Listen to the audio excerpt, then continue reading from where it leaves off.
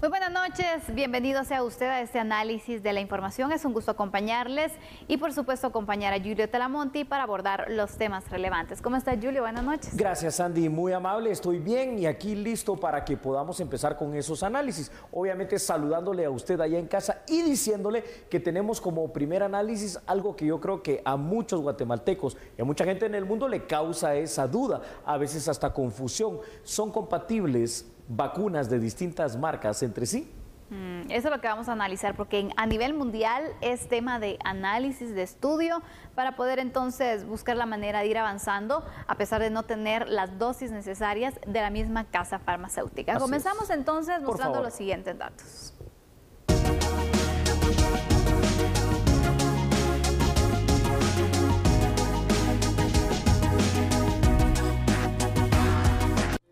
La ministra de Salud, Amelia Flores, dijo que se tienen estudios de la Organización Mundial de la Salud que respaldan la aplicación de una segunda dosis de vacuna contra el COVID-19 de diferente marca a la que pudo recibir en la primera aplicación. Además, ya se realizan algunos estudios en Guatemala. Si en el caso se diera, ya hay estudios científicos que así lo dictaminen. Tenemos el referente de la OMS y OPS, y se trabaja en una consulta con expertos en Guatemala. Sin embargo, todavía no hemos llegado a ese tema. ¿Y qué vacuna podría ser la que se podría Puede ser Pfizer, que es la que más se ha utilizado en otros países. Canadá, Inglaterra y otros países de Europa ya la utilizan. Teniendo administrada en primera dosis AstraZeneca. Ajá, así es. Y es que según las autoridades de salud, las vacunas contra el COVID-19 que se adquirieron por medio del mecanismo COVAX analizan enviar otro tipo de vacunas, derivado de la alta demanda que hay de AstraZeneca a nivel internacional. No, y es definitivo que esto causa, pues no solo curiosidad, sino que es necesario aclararlo. Aparte que hay que decir algo muy claro, es evidente que aquí en Guatemala, con la falta de vacunas que hay en este momento, va a tener que darse de verdad, pues si no una situación de que ya se estudió esto, pues una situación de prueba y error hasta en este tema, lo cual realmente, aunque algunas vacunas, me refiero a la de AstraZeneca con la de Pfizer BioNTech, sí parecen ser bastante compatibles en cuanto a una dosis de una y otra de la siguiente casa, no necesariamente es lo más recomendable ni sería lo mejor, Sandy. Al menos hasta el momento no se ha establecido entonces que sí se pueda dar esta situación. Sabemos que los países están buscando la manera de ir avanzando en la inmunización total, en las dosis completas para cada ciudadano, pero también hay que valorar, ¿no?, el hecho de la efectividad que se pueda tener y que no se tengan complicaciones al final por el cruce de estas dosis.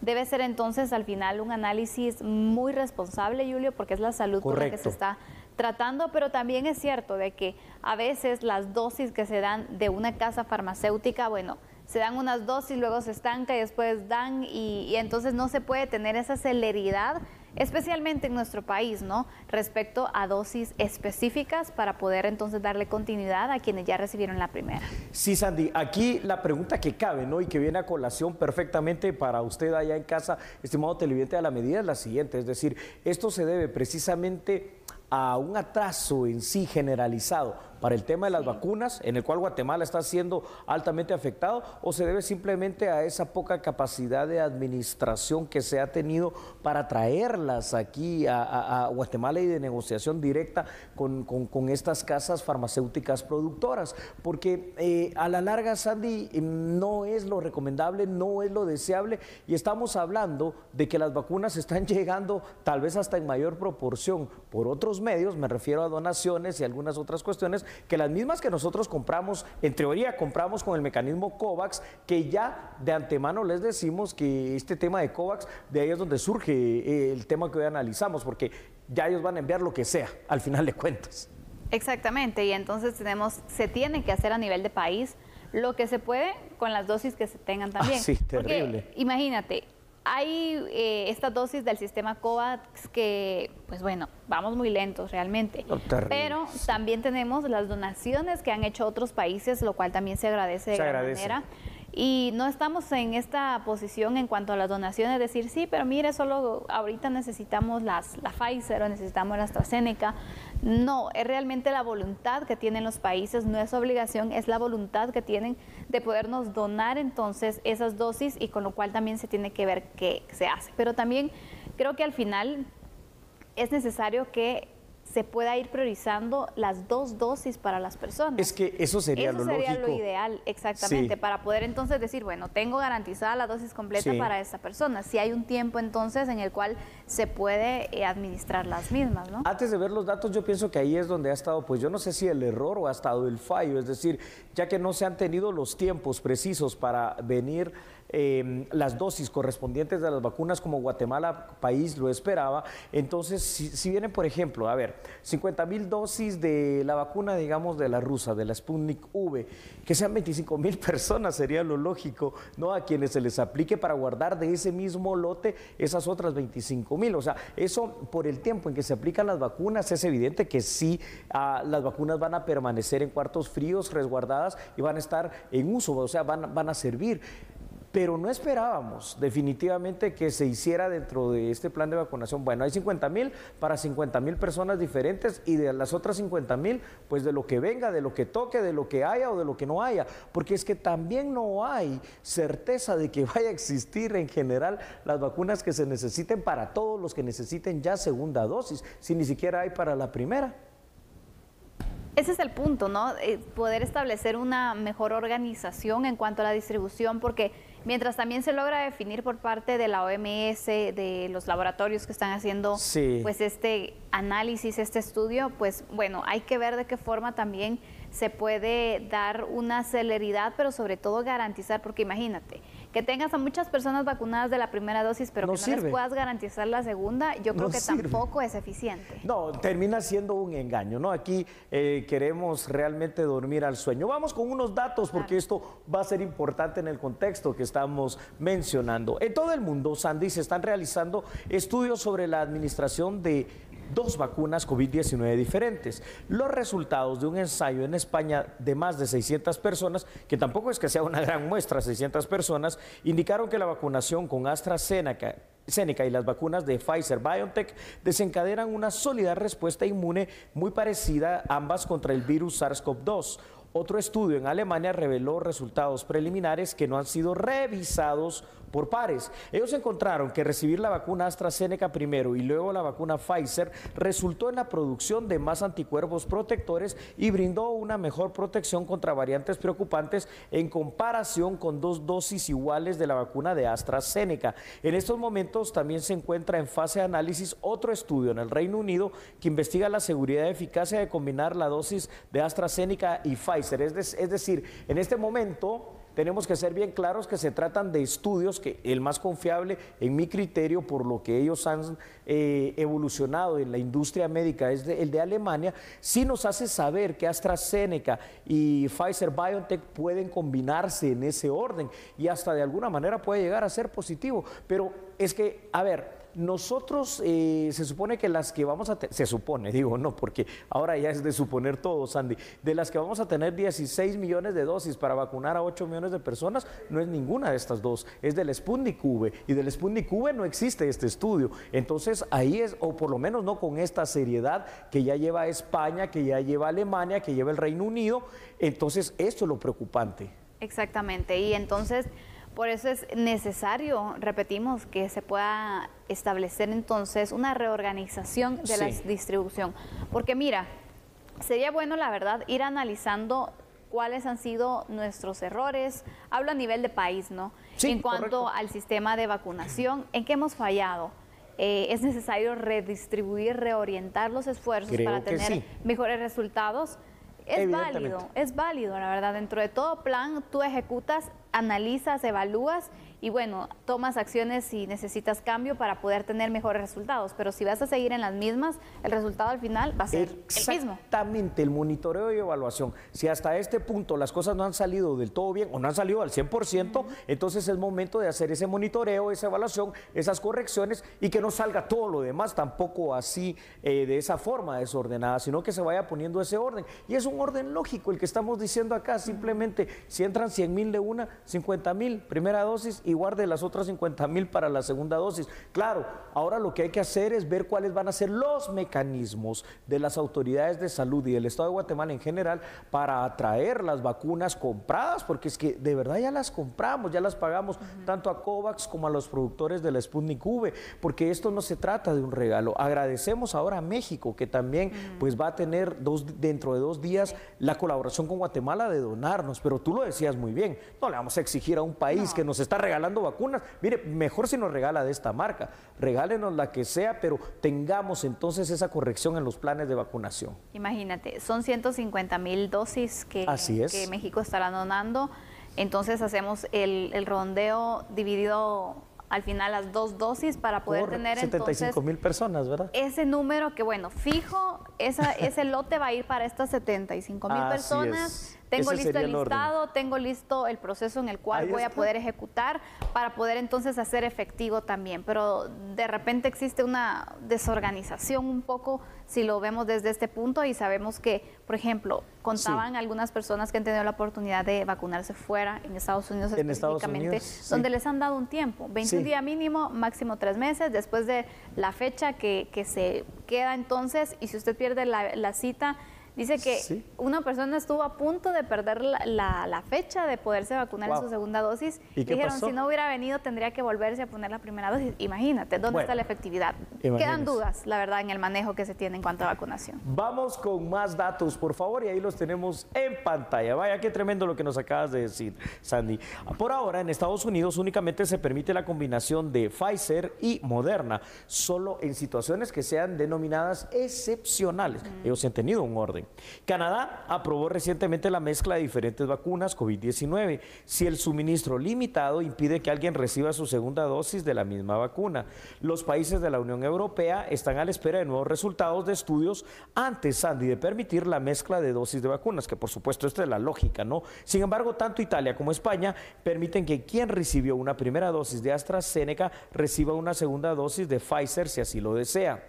Por su parte, Corea del Sur decidió que 760,000 personas que recibieron una primera dosis de AstraZeneca reciban entonces la inyección de Pfizer como segunda dosis debido al retraso del mecanismo COVAX. Y el retraso del mecanismo COVAX alcanza su máximo nivel, el nivel más sublime, lamentablemente, para Guatemala en nuestro país. Aquí es donde menos vacunas han venido casi que a nivel latinoamericano y ahora está aquí el estudio. A usted ya le queda claro, es posible entonces, según estos estudios, combinar la vacuna de Pfizer con la de AstraZeneca en ese orden. Pero bueno, ojalá, y ya para concluir, que se utilice el sentido común, que debería ser el más común de los sentidos, aunque a veces no lo es. Exactamente. Bueno, al regresar estaremos hablando sobre bloqueos, protestas, en seguimiento también al movimiento que se realizó ayer por parte de soldados retirados. Muy bien, nosotros somos, recuérdelo, a la medida.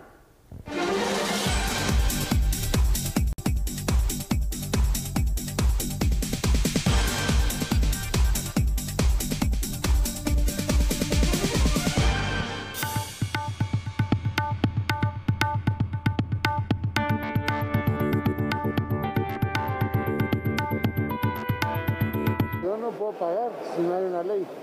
Lo que yo dije era que íbamos a apoyarla. Ahí la hemos apoyado. No en los volúmenes que quieren, porque es imposible para el Estado.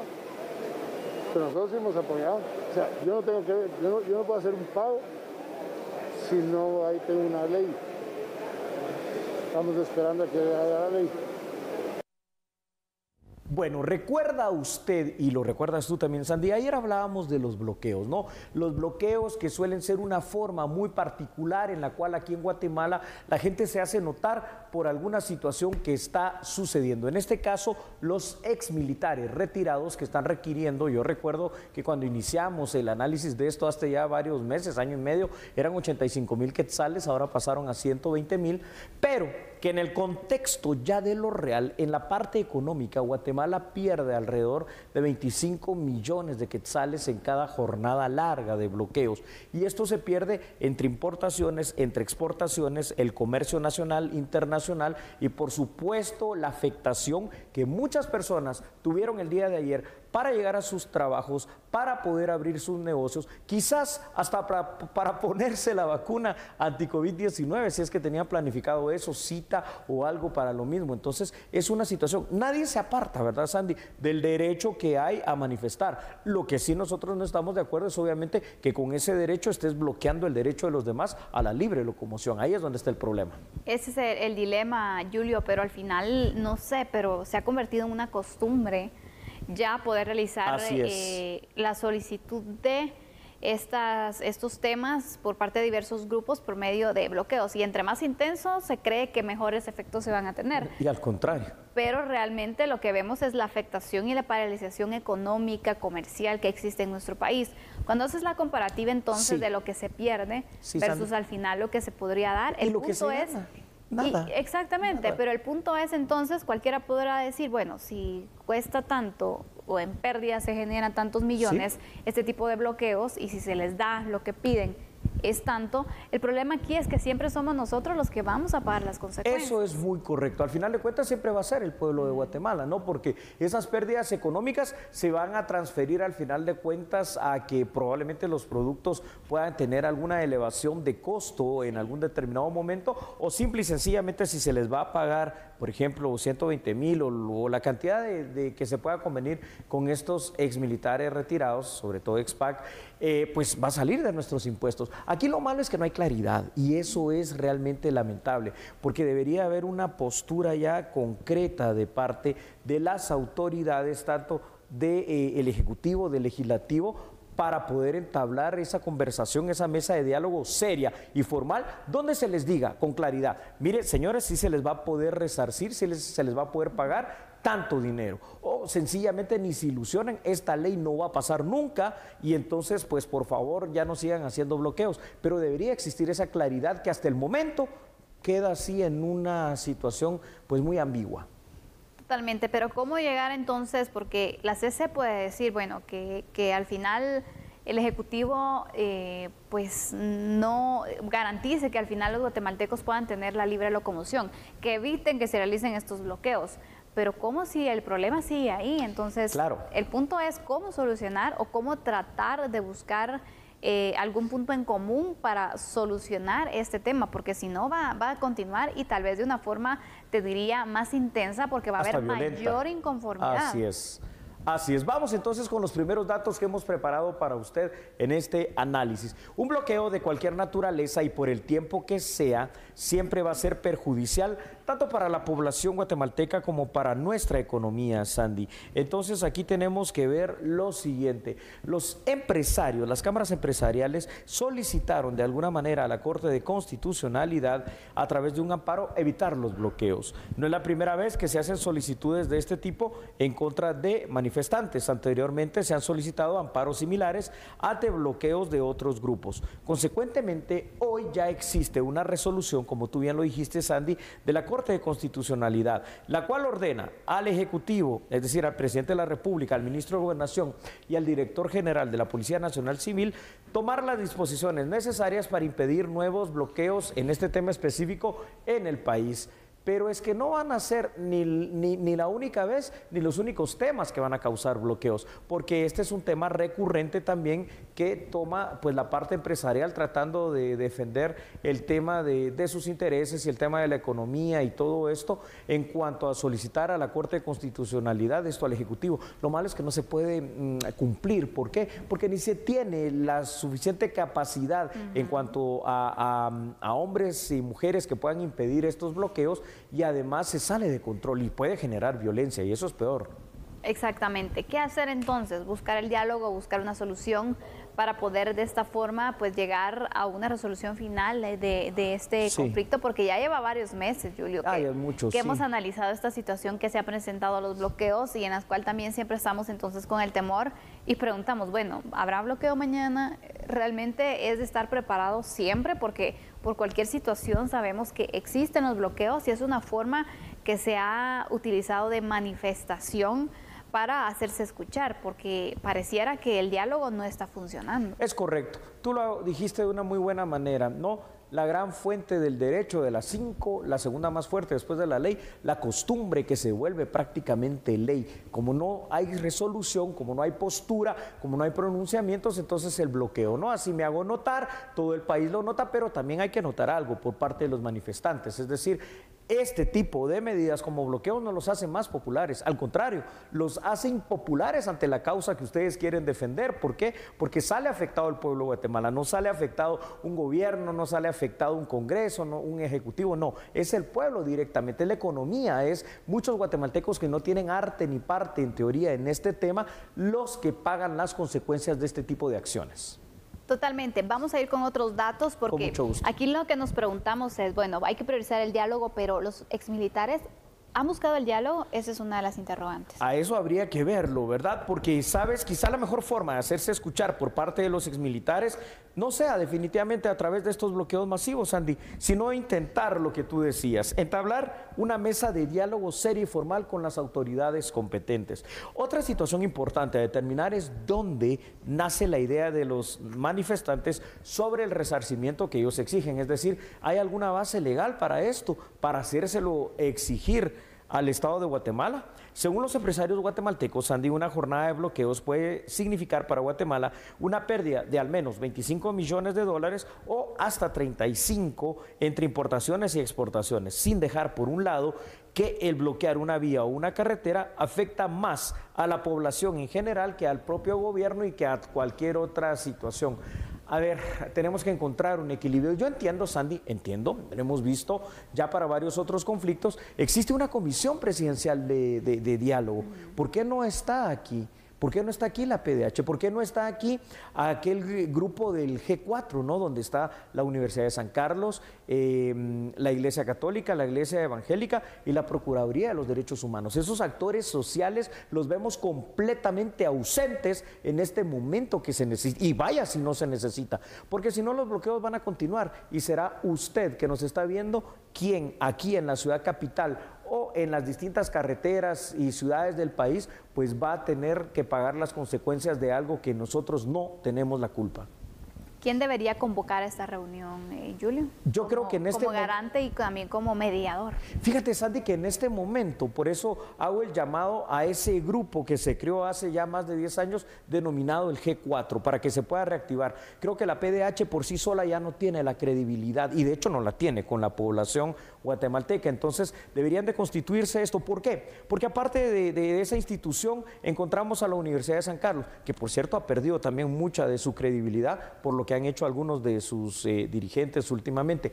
Pero, ojo, y esta es la parte importante, se encuentran las dos grandes denominaciones que tienen mucha fuerza en el tema de la fe, de la religión aquí en Guatemala, tanto la Iglesia Católica y la Iglesia Evangélica. Creo que por allí podría ser una mejor forma de poder tratar de disponer de un diálogo abierto, de un diálogo franco y de poder sentar a ambas partes. De lo contrario, no veo cómo. La propia Comisión Presidencial del Diálogo no creo que sea suficiente porque este tema ya desbordó. Tú lo has dicho, son meses de hablar de lo mismo y no se soluciona nada. Totalmente no. Y sobre todo entonces ver los efectos que puede traer también, porque genera malestar, ¿no? Y creo que cada vez están más disgustados los exmilitares porque siguen en las mismas y el mensaje es claro, van a seguir si no se hace nada. Así es, ni unos ni otros se logran resolver y en medio de ellos y de aquellos estamos todos nosotros los guatemaltecos. Finalizamos para que usted termine de poner la guinda sobre este pastel y le avisamos que cuando regresemos vamos a tener otro tema muy importante, ¿no? Recaudación tributaria. ¿Cómo vamos en cuanto a la recaudación de impuestos? Al regresar estaremos analizando y dándole a conocer datos sobre la proyección y perspectiva. Es correcto. Por favor, no cambie. Recuerde que nosotros somos a la medida.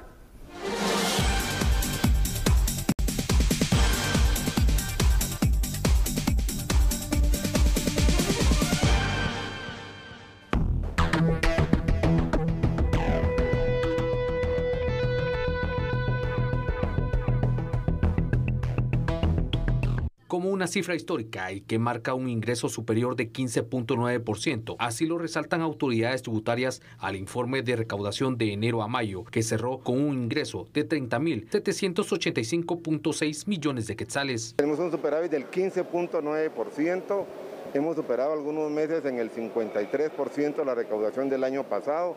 Son cifras históricas para el país. ¿Y qué demuestra esto? Una buena economía, también un buen trabajo de la SAT y, como lo dije hoy, una buena coordinación con el directorio, con las diferentes instituciones que componen el Estado. Hay que tomarlo con cautela, hay que ser precavidos porque todavía tenemos pandemia, tenemos países amigos con pandemia, la economía puede tener un retroceso. O sea que este superávit solo nos garantiza terminar bien el año. Yo no creo que podamos empezar a gastar ese superávit. Creo que hay que ser conservadores porque la pandemia sigue existiendo. Así que es un mensaje de positivismo, de esperanza para el país, de que contamos con los recursos para cumplir con el plan de gobierno del señor presidente Alejandro Yamatei. En el mismo cuatrimestre, pero de 2020, se habían recaudado 26.869 millones de quetzales. La meta de recaudación 2021 es de 64.000 millones de quetzales. Bueno, a ver, esto de una economía fortalecida, digamos, puede ser relativo, ¿no? Definitivamente una economía mejor que el 2020, eso hay que decirlo. Pero eso no quita y no obsta que, aunque qué bueno que se esté recaudando más, porque uno esperaría que esto redunde en servicios, también todavía sigue habiendo demasiada evasión. Y esta evasión se da, por ejemplo, en las aduanas. Esta evasión fiscal se da, por ejemplo, en la informalidad, que está llegando ya al 80% de la clase que está trabajando en Guatemala, ¿no? De la gente que está en poder de trabajar. Pero la otra parte es la lógica, ¿no? Es decir, tú con subir impuestos no vas a lograr recaudar más, y por eso es bueno que Guatemala no esté pensando en eso. Lo que hay que ampliar es la base tributaria en primer lugar y obviamente ver dónde están los vacíos, esos huecos fiscales, para tratar de sellarlos, bloquearlos y llenarlos, ¿no? Y en el contrabando, y en las aduanas, y en esto de la informalidad, se va mucha parte de lo que podríamos recaudar. Totalmente, Julio. Es un punto que sin duda alguna se debe de evaluar cómo poder entonces tener mejores resultados, porque sí, la recuperación económica se ha empezado a dar y esto se ve reflejado al final también con el tema de la recaudación tributaria, que bueno, son noticias positivas las que se tienen también en cuanto a la recaudación que el primer cuatrimestre ha presentado, pero también sigue siendo un reto grande, te digo. Exacto. Donde también se deberían de considerar otras alternativas para poder ir generando entonces y ampliar esa base tributaria que tú mencionas. Así es, así es. Yo recuerdo, no estoy segura si fue en el 2012 o 2013, cuando se dio el famoso perdón fiscal, ¿te recuerdas? Sí, sí, así es. Que al final, pues, era un punto que también atrajo mucho, porque hay personas que, bueno, han tenido, pues, algunos desórdenes, han tenido algunos problemas entonces con la SAT. Y entonces prefieren, bueno, mejor evado y porque me voy a tocar que pagar una gran cantidad y sigo evadiendo, cuando se debería de buscar la forma de facilitar también para que estén en paz, ya, tranquilo, que puedan saldar esas cuentas y que entonces esa persona se atreva a poder cumplir con esa obligación que tenemos. Correcto, Sandy. Yo quiero hacer énfasis en lo que dices. Esto lo hemos discutido con varias personas, con varios expertos, algunos especialistas en materia económica. No están ellos de acuerdo cuando decimos y venimos y aprobamos, digamos, de que haya una amnistía general. Pero es que tiene que haberla. ¿Por qué? Porque de continuar con este mismo modelo, quien no paga va a seguir no pagando. Exacto. Y lo que se trata... No hay motivación. No hay motivación, y lo que se trata es incentivar que aquel que no pagó por X o Y razón, bueno, no está bien, ¿no? O sea, tampoco es de felicitarlo, pero sí hay que condicionarlo para que de aquí en más pague, porque ¿cuántas personas estarán en esa situación? ¿A cuánto se podría elevar allí entonces la recaudación de la SAT? ¿A cuánto podría elevarse esa base tributaria? ¿A cuántas personas más podrían incentivar? Aparte, otra cuestión que habría que hacer, fuera de esa amnistía bastante general, una amnistía, digamos, parcial, porque hay personas que probablemente no sea tanto tiempo, sino que se les haya pasado 3, 4 misos por ahí, pero que eso mismo hace que ya no estén entonces al día, y como hay que pagar 150 ya de entradita de multa más otras situaciones, pues yo creo que por ahí debería venir también parte de la solución. Y aparte recordemos el contexto social y económico. Claro, no es el mejor. No, entonces también es de pensar la forma de pues motivar, incentivar a los contribuyentes a poder entonces dejar las cosas claras, poderles ayudar también, pero si vas y entonces los persigues porque deben tanto y es una situación que a lo mejor económicamente no les ayuda a lo mejor o están en ese tema de recuperación, creo que la SAT debe pensar y repensar al final cómo está orientando sus planes para poder entonces aumentar esa base tributaria que sí o sí es necesario. Yo quiero hacer el siguiente ejemplo que muchas veces lo decimos en otros espacios, acá tanto en A la Medida, en TN23, en Albavisión. ¿De qué le sirve, por ejemplo, a una señora llevar preso a su marido porque no ha pagado la pensión de alimentos? Preso menos la va a pagar. ¿De qué le sirve al Estado? Porque por deuda no hay cárcel, salvo estas dos excepciones, el no pago de la pensión de alimentos y el no pago de impuestos, llevar preso en un juicio económico coactivo a quien no pagó los impuestos, porque ahí preso menos los va a pagar y más bien le va a generar más gastos al Estado. Pensemos en eso. Vamos con datos. Claro. Muy bien, claro que sí, ahí los tiene en pantalla. Gracias.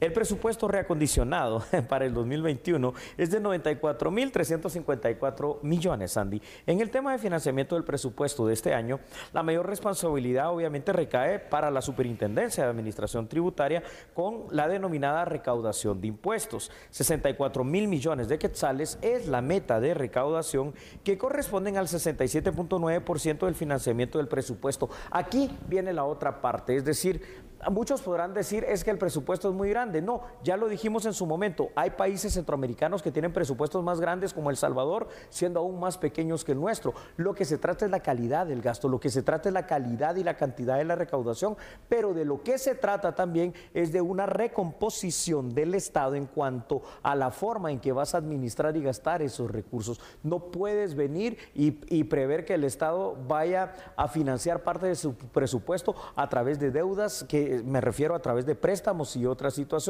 Es por ello que la SAT, aunque está logrando una buena meta, debe abrir su mente, ¿no?, para encontrar esas otras alternativas de solución.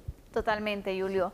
En este punto donde, bueno, no se tiene que confiar con que vamos a superar la meta este año y ahí nos quedamos. No, mientras más se vaya superando, va a ser muchísimo mejor también, porque los resultados que se van a tener en cuanto a punto uno e importante es poder financiar el presupuesto general de la nación, que sabemos que de los tributos es entonces donde se obtienen esos recursos para darle liquidez también al Estado. Al Estado. Y eso que ya lo dijimos, ¿no? El Estado, y antes de estos datos, el Estado lo que produce es gastos, pero estos gastos también deben de verse reflejados en obra, ¿no? En cuestiones físicas, en cuestiones de servicios que la gente pueda tener, para que también haya otro incentivo a pagar los impuestos. Claro. Vamos con más datos, ¿les parece? Vamos. Muy bien, Sandy. Una de las mejores medidas para poder mejorar la recaudación tributaria, ya lo dijimos en muchas ocasiones, es la ampliación de la famosa base fiscal, es decir, incentivar a que más ciudadanos guatemaltecos paguen sus impuestos, sobre todo aquellas personas que se encuentran en la informalidad. Uno de los males crónicos del Estado de Guatemala es la brecha fiscal, pues casi nunca se logra recaudar lo programado para cada periodo fiscal. En Guatemala es evidente, Sandy, que las personas que pagan impuestos son las menos y que por el contrario la evasión fiscal es una práctica cotidiana. Por ello también aprovechamos para volver a recalcar que no podemos ni siquiera pensar en algún momento que vas a castigar a aquel ciudadano que sí paga los impuestos, como usted que nos mira, como tú, Sandy, como tu servidor, que cada vez que hacemos una compra pues pagamos impuestos. Y ojo, aquí le voy a decir algo. Cuando usted encuentre algún negocio que se quiera hacer el loco, porque pasa también, y le diga, ¿quiere factura? ¿Cómo que quiero factura? No es que quiera, es su obligación entregar la factura. Ahí tenemos también que jugar ese rol protagónico y en su momento hacer hasta la denuncia correspondiente. Por supuesto. Así es que esta es la situación en cuanto a la recaudación. Hay que mejorar, sí. Toda mejora es oportuna, en general, pero ya queda en manos de la SAT. Bueno, vamos rápidamente a un contacto ahí con patrocinadores, pero no cambie porque la parte informativa está igual de interesante que este análisis. Nosotros somos a esta hora por TN23 a la medida.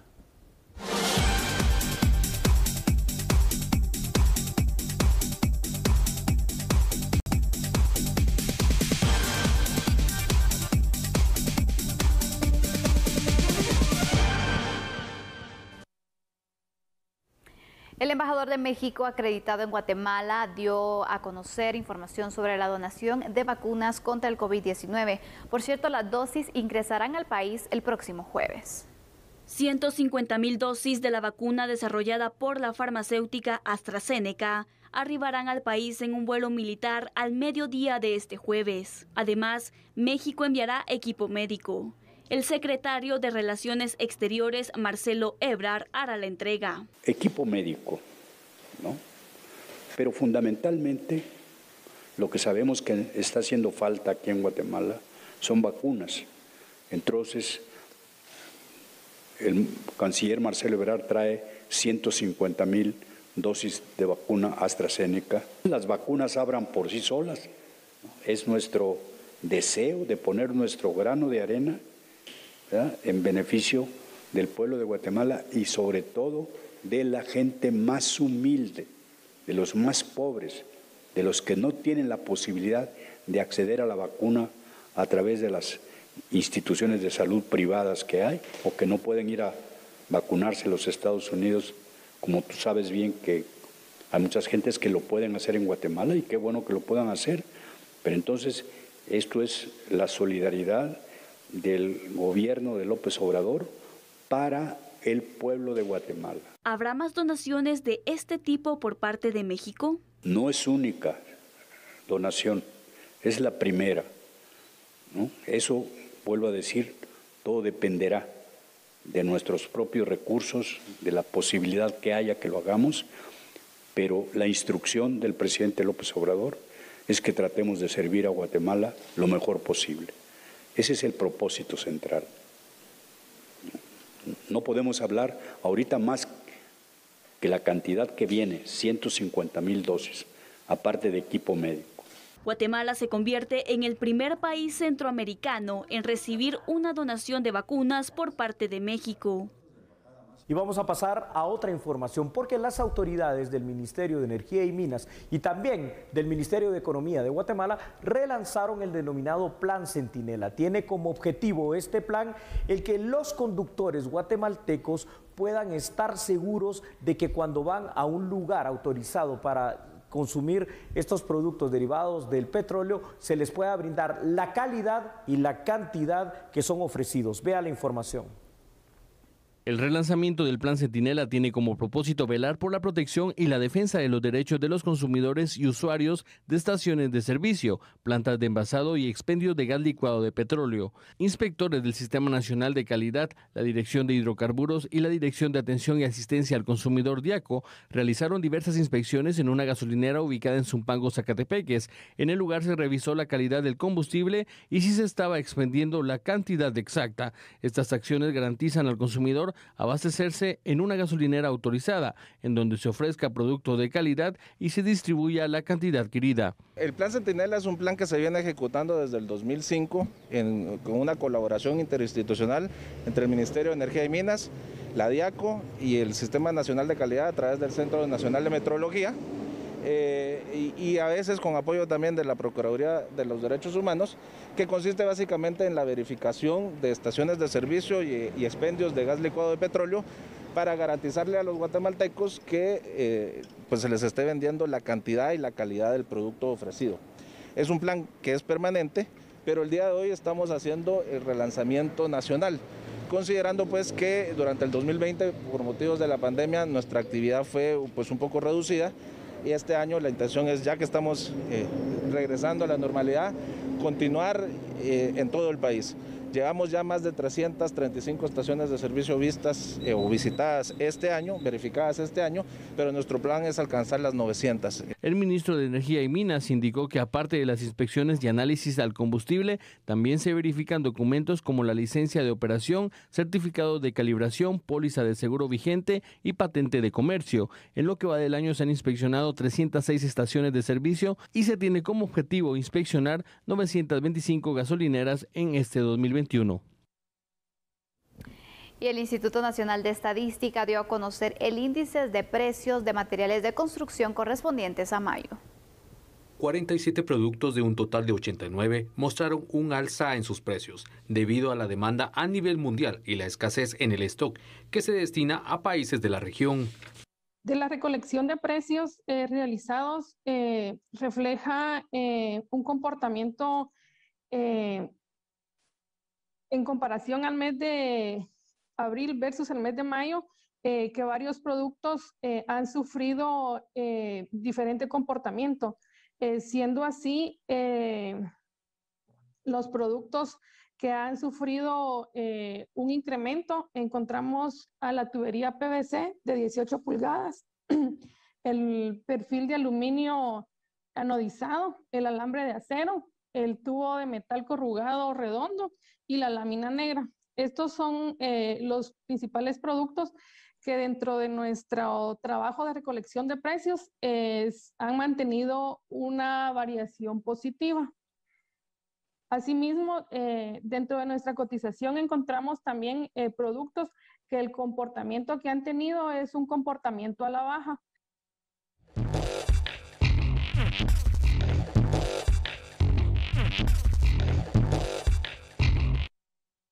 Durante la pandemia, algunos gobiernos han adoptado distintas estrategias para incentivar a la población a vacunarse en contra del COVID-19. Esto debido a que a pesar de los millones de contagiados y muertos alrededor del mundo producto del coronavirus, todavía hay personas que se rehúsan a vacunarse, lo que ha obligado a las autoridades a lanzar campañas para incentivar la inoculación en la población. Esto ha llevado incluso a gobernantes a tomar medidas extremas y cuestionables, como el del presidente de Filipinas, Rodrigo Duterte, quien amenazó con enviar a la cárcel a las personas que se nieguen a vacunarse contra el COVID-19. No me malinterpreten, hay una crisis en este país, hay una emergencia nacional. Si no quieren vacunarse, los arrestaré y les inyectaré la vacuna, manifestó el mandatario en un discurso. Asimismo, indicó que si no están de acuerdo con vacunarse, entonces pueden irse del país. Las declaraciones de Duterte se dan luego de conocerse informes de que personas rechazaron recibir el inmunizador en Manila.